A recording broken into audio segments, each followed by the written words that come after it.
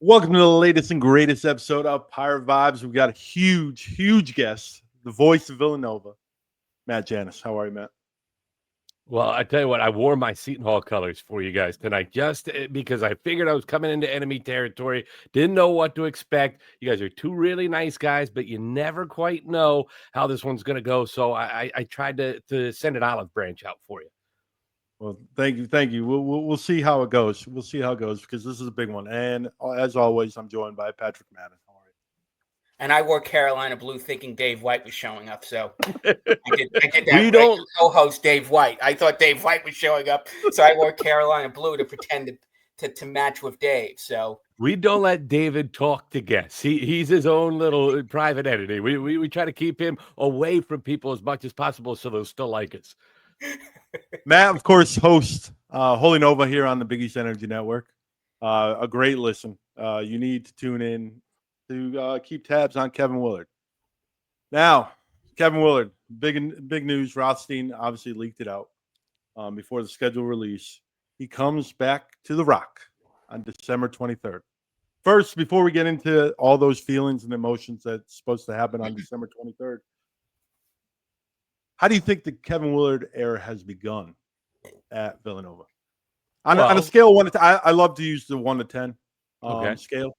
On a scale of 1 to 10, how excited are you for Kevin Willard? Well, they haven't played a game yet, so he's undefeated, and it's new, and Villanova fans were pining for something new after the abrupt end to the Jay Wright era and the not-so-successful Kyle Neptune era. So I think everybody's at right around a 9 right now.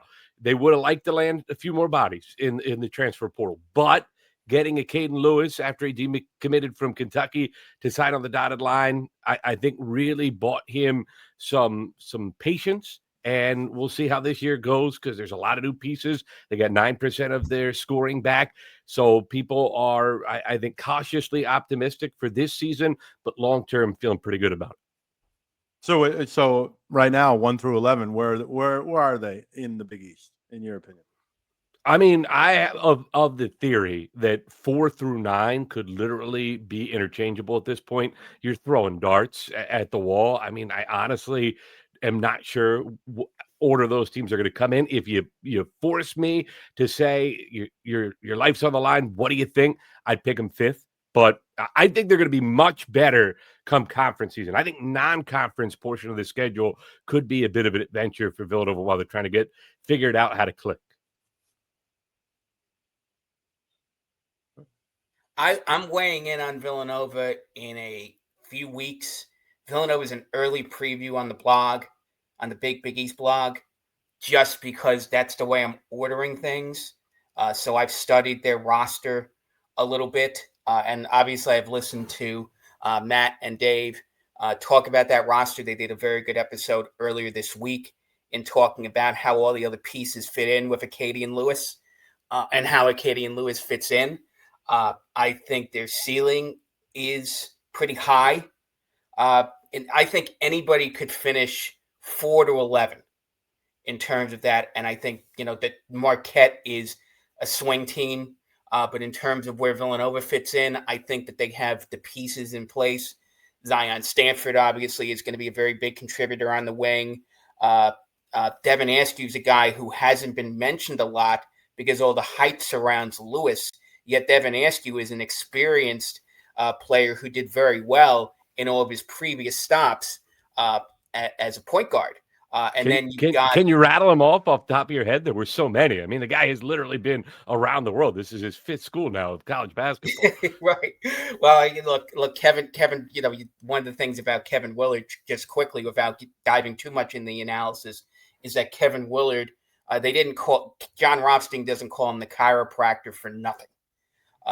He knows how to fit all these pieces in, disparate pieces, and knows how to get them functioning in the right direction. And then a guy who doesn't get mentioned a lot, who I know I'm going to be putting a blurb in next week on the blog when I talk about my newcomers, is Duke Brennan. A lot of people aren't looking at Duke Brennan. Yet Brennan comes from Grand Canyon. He almost averaged 10 points and 10 rebounds a game for a team that made back-to-back NCAA tournament runs. And Villanova hasn't had a big of Brennan's caliber you have to go almost back to Daniel Ochekwu from the 2016 championship team to go for a guy who plays the center position as a center, as well as Brennan might project of doing that. So in terms of guys Villanova has who could contribute to a winning formula, the pieces are in place. The question is, how well do they gel together in their first season under Willard? And how long does it take? I mean, to me, that's the biggest question. I think at some point, Kevin Willard, and we're going to talk about him, and you guys would know this more than anybody. Anybody that's watching the Pirate Vibes podcast understands what Kevin Willard can do once he gets into that kitchen. He's a chef. He can make the dishes and cook quite a meal. But how long does it take? And Villanova's got a pretty difficult non-conference schedule. It starts right away with BYU on a non-conference site, and then they've got to go to Michigan. They've got to go to Wisconsin. Pitt's coming in. They've got the Big Five games, which are always an adventure if everybody's coach can stay about after St. Joe's coach quit today. You never quite know in the Big Five these days.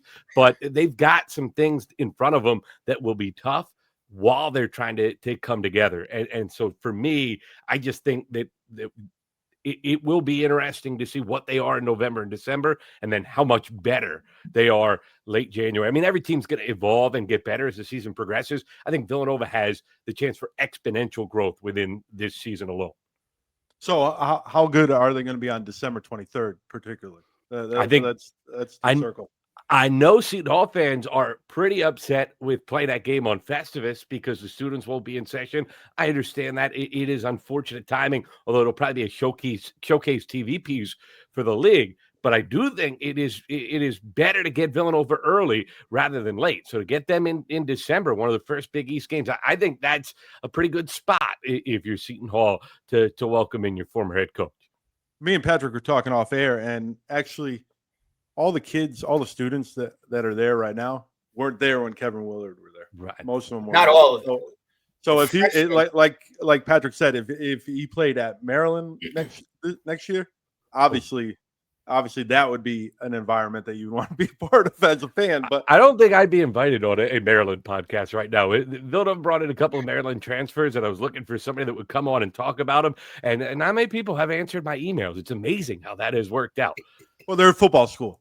They're a football school. That's the reason why you got Kevin Willard anyway, right? That is one of the many theories that is floated about it. And it does seem like it has been quite well talked about over the last several months. Let me talk briefly about the atmosphere that one can expect at the Prudential Center that night. Villanova draws well at the Prudential Center regardless because they're 90 minutes away.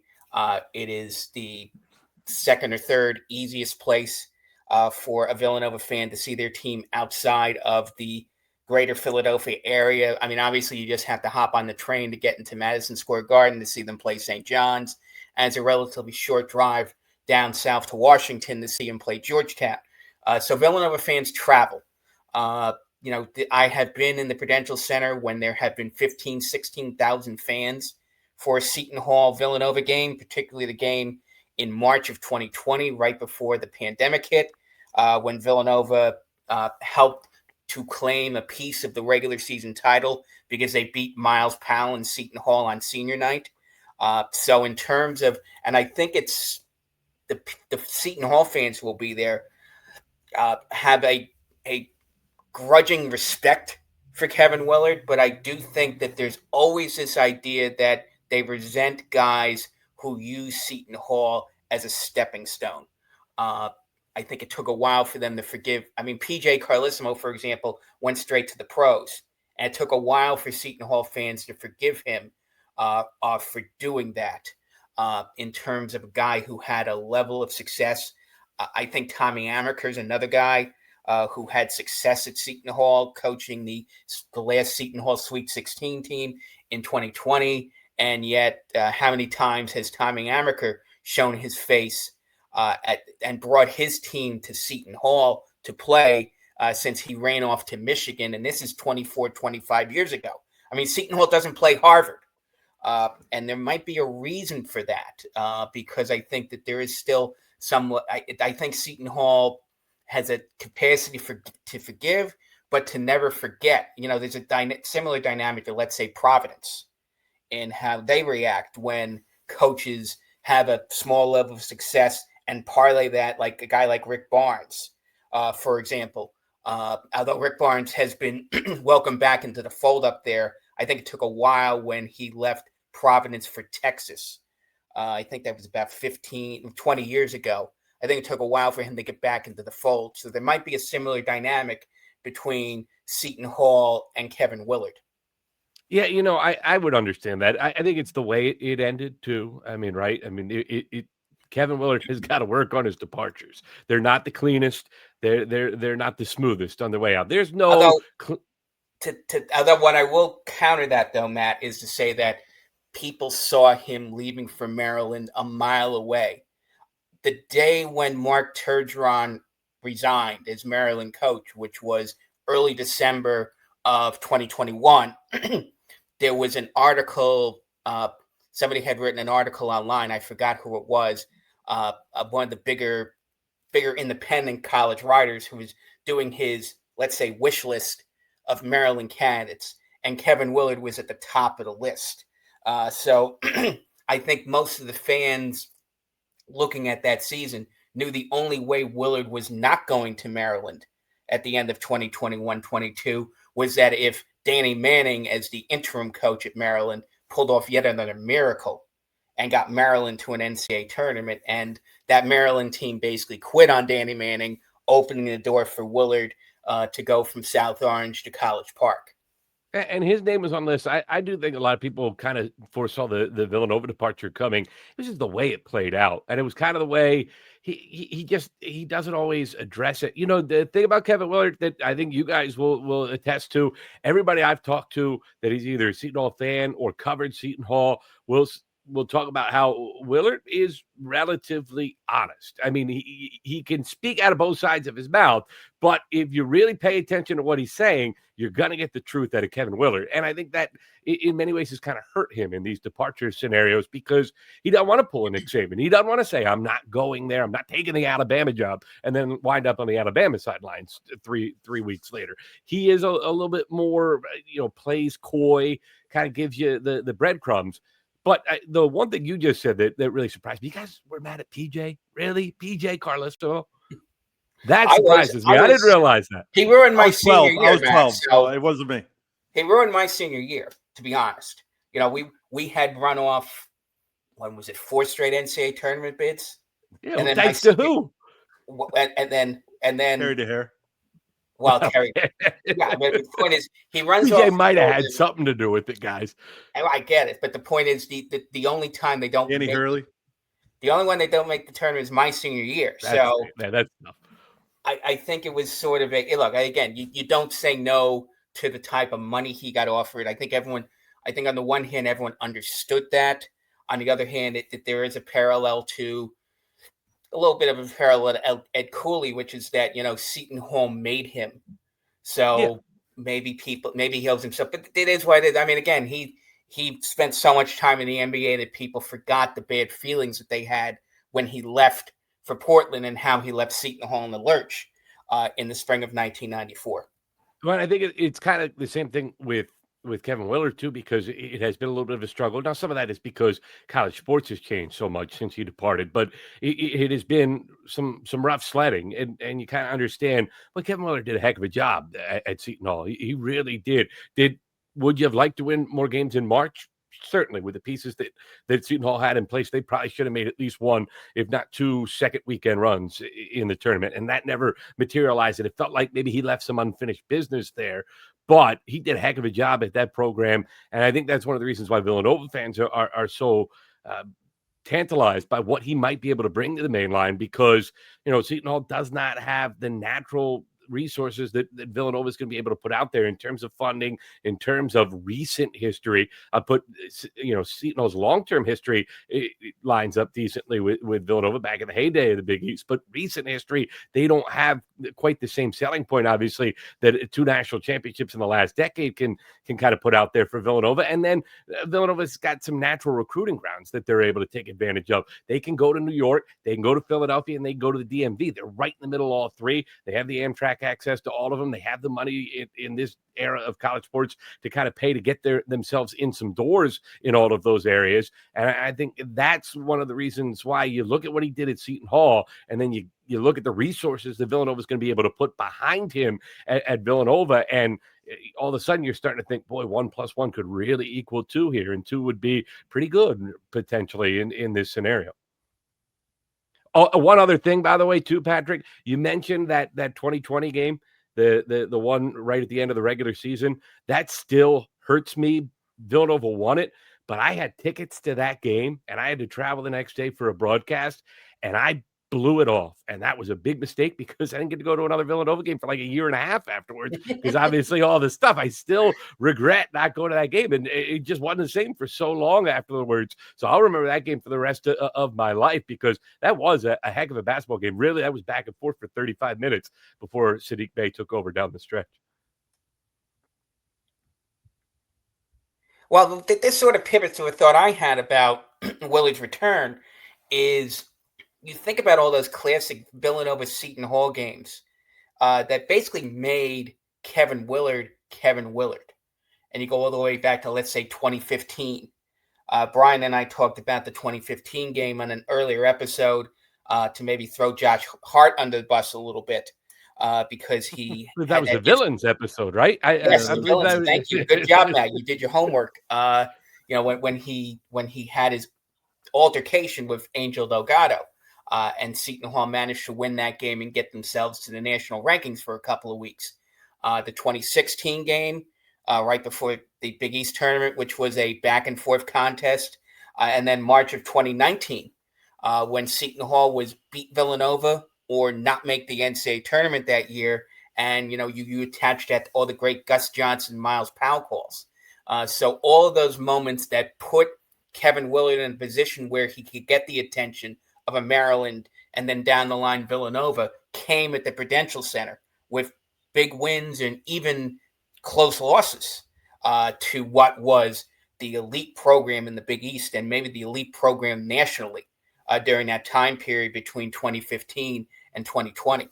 Well, and there was another game that was mixed in there too, 2018. Villanova ended up getting the better of them. But I'll remember that game because Seton Hall came storming back at the end. And if you recall that game, great atmosphere inside the Rock. It was probably about an 80-20 Seton Hall mix, probably as many Seton Hall fans as opposed to Villanova fans as I can remember being in that building from all the times I had been up there. And Dante DiVincenzo, who, 4 weeks later would go on to be the hero of the national championship game. All he kept doing the final minute and a half of the game was inbounding the ball directly to Seton Hall, to the degree where there were Seton Hall fans screaming to Jay, leave Dante in there, please, whatever you do. So I was not thinking Dante would go on to be the hero that he was. But, and Kale in that game also made some big plays down the stretch. He almost brought them back. That's a guy, Kale, his dad was my high school basketball coach. I used to watch him. He used to wander around our gym I think he was 3 years old when I was in high school, just to give away my age a little bit. And he used to dribble the basketball at 3 years old. So I was the first one on his greatness train. I would like to take credit for that. That was the one thing I got right in terms of basketball evaluation. Can I joke that he's hung around high school gym his whole life and he still can't figure out where the baseline and the end line is? How many times did we see him in his 4 years at Seton Hall on the end line, and they would switch, but he wouldn't get credit because the referee would see his foot on the out of bounds line and negate the point. So, which is funny because his dad used to scream at me for that exact thing. So I could feel his pain. I know George Kale, who played at North Carolina A&T and actually played against Patrick Ewing in the NCAA tournament, taught him about that exact thing because I can still hear his voice reverberating in my head of not to do that myself. That's awesome. All right, Matt, the schedule's coming out the day that this episode. Is there any, obviously we circled the Kevin Willard return to the Rock. Are there any days that you're kind of looking forward to seeing where you could schedule and maybe catch a Big East game this year? Well, I mean, to me, obviously, in my my selfish purposes, that's one of the games I'm looking forward to most. Very appropriate that it's on Festivus too, because obviously the Seton Hall fans will have many grievances to air that day. So everybody's gonna make that joke 1,000 times. Wanted to get ahead of the party on that one. I mean, who isn't looking forward to St. John's UConn? If you're not looking forward to those games, I'm not sure where your head's at. And then I want to see what Marquette is. So Marquette's early games to me are going to be really interesting because I don't know about you guys. I have no idea what to expect from Shaka Smart's team. So whoever Marquette plays in December and the first week or two of January, I'll be lined up trying to figure out what the heck they have. And then, of course, they announced, I think it was one of the leaks. Most of the leaks have come up at St. John's games, by the way. But they did announce that that the game he's going out to Xavier is going to be January 24th, which is the same weekend, I think, as the football championships. And I hope that's a mic'd up game. That was one of the ideas. Somebody, I can't take credit for that, but somebody came up. You know how they do that mic'd up game? How great would that be? Father against son, and the mic'd up game being that one. I don't know if they would actually willingly do it. Although Rick Pitino seems to be in the I don't care mode. I'll say whatever I want. So maybe he would be willing to do it, and then maybe he could coax his son into it. But wouldn't that be a cool situation to have the all access game? That they I think the only problem is the Cintas Center gets so loud. And I think that's a game that Xavier fans have circled on their calendars because they're looking forward to see young Pitino take on old Pitino. And I think that building gets so loud for big games like that you can do whatever magic you want on the mics, but the crowd noise in the Cintas Center might get too loud for anybody to hear Rick or Richard that night. And I'm sure that a shout out to Dana Gardens, which is your pregame stop for all Xavier games, by the way. BJ does a great job doing pregame for that. So anybody going, so he's going to probably have people, even if it's cold and snowing in Cincinnati, he's going to be people standing outside the doors in his little dive bar within walking distance of the Cintas Center, waiting for people to line up to get ready to pregame for that one in particular. Of course, then there's Georgetown Providence 3. The Georgetown people are killing to finally get Ed Cooley past the finish line in a game up at the AMP. And the last thing that Kim English wants in a year where he might be on the hot seat is to lose to Ed Cooley at home. So I think that's another one, which is something that I know I particularly pointed out. They don't have a date on that one. That's probably going to be a Saturday afternoon in the middle part of January. Because I think Fox likes to equate that to a big noon football game because they get so much attention for a game like that. How about UConn going to Creighton? That's always one of my favorites. Dan Hurley's last trip to Creighton, if you sort of buy into what he's told, the blurbs that have come out in the book that he's got coming out in a few weeks. I will say this much. I think that Creighton is criminally underrated for what they've done for this Big East. Everybody talks about what Villanova did for the reincarnation, what Seton Hall did under Kevin Willard to help solidify this new league.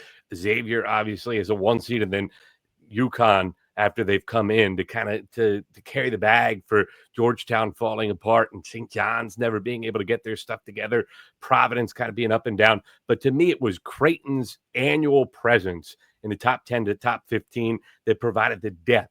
I know they've never broke through and got to the Final Four. Criminal what happened to them in the Elite Eight game against San Diego State when the officials absolutely took it away from them. They should have won that game. But I think what they have done for this version of the Big East is more underrated than just about anything having to do with this conference right now outside of maybe Rick Pitino's Big East resume over the course of his career. They have been the most constant program in the league. It was Villanova for the longest time, but Villanova's fallen off the last 4 years. You know what you're going to get out of Creighton every single year. They're going to be somewhere between fringe top 10 and top 35. You never have to worry about them falling below that. And to me, that's pretty darn impressive for a program in that most people thought of as a second tier mid-major for the longest time until they finally broke through in the Missouri Valley Conference. It's been remarkable to watch what Coach Mack has done. I'm a big Creighton supporter out of the top. I've told you guys off air. I've got Creighton 2. I've got Creighton and St. John. I got UConn all by myself, and Creighton St. John's battling that 2-3 spot. So I can't agree anymore. Well, thank you, Matt. What do you guys got planned up for shows coming up forward on Holy Nova? Well, I know that we have a guest that people might recognize. I think he goes by Brian Webster. Yeah. We did pretty well the first time we had Patrick Madden on from this Pirate Vibe show. So we said, let's go back to the well, bringing Brian Webster on. And the fans on this show might actually be interested in it because he's going to give the scouting report to Villanova fans about the good, the not so good, and the frustrating parts of rooting for a Kevin Willard coach program. I feel like Brian might have a pretty good feel on that, don't you think? I think, yes, I would think so. I think that you take the good, you take the bad.